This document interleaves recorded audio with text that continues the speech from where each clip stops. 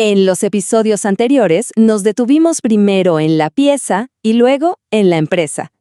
Vimos un reloj de 1938 con el sol naciente grabado en la tapa trasera, la marca de un halaco que todavía no sabía lo que se venía. Y también vimos cómo Ludwig Hummel construyó en 1933, con Duro, la columna vertebral industrial que haría posible todo lo que vino después. Pues bien, hoy llegamos al tercer y último punto de este arco. Este es el momento en que todo ese músculo técnico fue convocado para fabricar un objeto en el que el nombre de la marca simplemente dejaba de importar. Vamos a repasar esta línea de tiempo para entenderlo bien.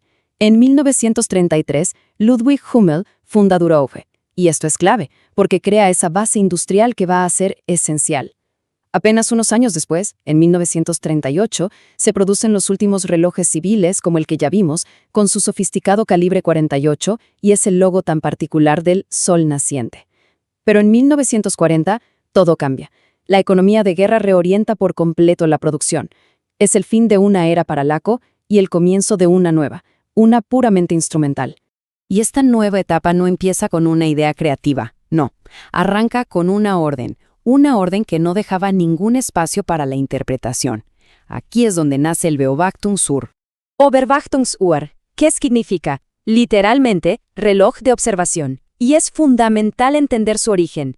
Esto no es una búsqueda estética, no es un diseño de Laco ni de ninguna otra marca. Nace de una especificación técnica increíblemente precisa y estricta, emitida por el Ministerio del Aire alemán, el Reichsluftfahrtministerium. Y esto es importantísimo, porque eliminaba cualquier margen para la creatividad o el lenguaje de diseño propio de los fabricantes. De hecho, no fue un encargo para una sola casa. Fueron 5 los fabricantes comisionados: Allang & Söhne, IWC, la propia Laco, Stowa y Wempe. Piensen en esto: 5 empresas, algunas con identidades muy fuertes, y todas puestas a producir exactamente el mismo instrumento bajo la misma especificación. Aquí empieza a dibujarse la gran paradoja de esta historia. Ahora, lo interesante es preguntarse, ¿cómo es que la Mico llega a ser uno de esos 5? Pues no fue por casualidad.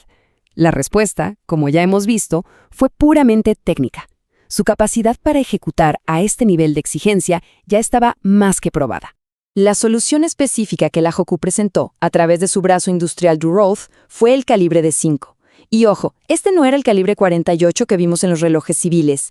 El D5 era un movimiento completamente diferente. Era mucho más robusto, derivado de un diseño de reloj de bolsillo y adaptado para cumplir punto por punto con cada una de las exigentes especificaciones del ministerio. Bien, ahora sí, entremos en materia y vamos a deconstruir esta herramienta, porque eso es lo que era. No era un accesorio, no era una joya. Era un instrumento total, donde cada una de sus características respondía a una necesidad funcional y no a una decisión de diseño. 55 milímetros, ese era el diámetro de la caja. ¿Por qué tan grande? No era una declaración de moda, claro, sino una solución a un problema muy práctico. El reloj debía ser legible de un solo vistazo, sobre una gruesa chaqueta de vuelo. La corona, que era de un tamaño enorme, respondía exactamente a la misma lógica. Tenía que poderse operar con guantes, en condiciones de estrés extremo. Pura función. Y aquí uno de los puntos más cruciales del diseño, el procedimiento de sincronización. Al tirar de la corona, el segundero central se detenía por completo. Es una función que hoy conocemos como hacking. Esto era vital para poder sincronizar con absoluta precisión el tiempo entre múltiples unidades antes de una misión. La precisión, y nada más, era la única prioridad. El ministerio definió 2 configuraciones de dial. El Baumuster A, o tipo A, es el más intuitivo. Números grandes para las horas, del 1 al 11, y un triángulo de orientación a las 12 para una lectura rápida y sin errores. Pero el tipo B invierte por completo la lógica. La escala de minutos es la que domina el exterior, en grande, mientras que las horas se muestran en un círculo interior mucho más pequeño. Esto nos ilustra algo brillantemente. Para la navegación aérea de la época, el minuto era infinitamente más importante que la hora. Y observen un detalle que es fundamental. En ninguna de estas configuraciones, ni en la A ni en la B, aparecía el nombre del fabricante de forma prominente. ¿Por qué? Porque en la cabina de un bombardero, saber si el reloj era un Laco, un IWC o un lunch, era información completamente irrelevante. Solo importaba que el instrumento funcionara y fuera preciso. Y esto nos lleva directamente a la paradoja central de esta historia, que es un caso de estudio fascinante para la cultura relojera. 5 compañías distintas, todas fabricando un solo instrumento idéntico. Entonces, cabe preguntarse, ¿qué sucede cuando la identidad de marca, eso que define y diferencia a tantas casas relojeras, simplemente desaparece por completo? La respuesta es esta. El reloj dejó de ser una expresión para convertirse en una herramienta total. No había lenguaje de casa, no había una firma visual, solamente existía la especificación y la precisión que ésta exigía.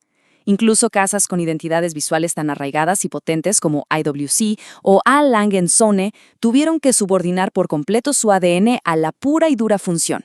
Esta historia, sin embargo, tuvo un final tan funcional y tan abrupto como el propio reloj. Un final que no se decidió en una oficina de diseño, sino en los cielos de la ciudad de Pforzheim.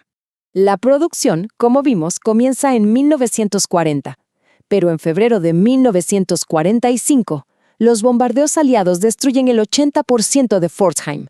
Las fábricas de Laco y Storchua, que eran 2 de los 5 fabricantes, quedan completamente arrasadas. El programa BU-UR no terminó por un decreto o por una orden. Terminó sencillamente porque la capacidad industrial para producir los relojes fue literalmente borrada del mapa. El hecho de que hoy existan piezas de ese periodo en manos de coleccionistas no es un dato menor. Su supervivencia es el resultado de una cadena muy larga y compleja, que comenzó con esos últimos relojes civiles de 1938, pasó por el fragor de la guerra y terminó con una ciudad entera que tuvo que ser reconstruida desde sus cimientos. Con esto se cierra la trilogía. Empezamos con una pieza concreta y lo que su existencia nos dice sobre el tiempo y la materia. Seguimos con la empresa que la hizo posible. Terminamos aquí, en el programa que obligó a esa empresa a desaparecer como marca para existir solo como fabricante de un instrumento de precisión. 3 lecturas del mismo objeto. Si este tipo de lectura te parece útil, el siguiente paso es suscribirte y activar las notificaciones. En The 1960 Company seguimos construyendo cultura relojera con criterio, sin atajos y sin relleno. Nos vemos en el próximo video.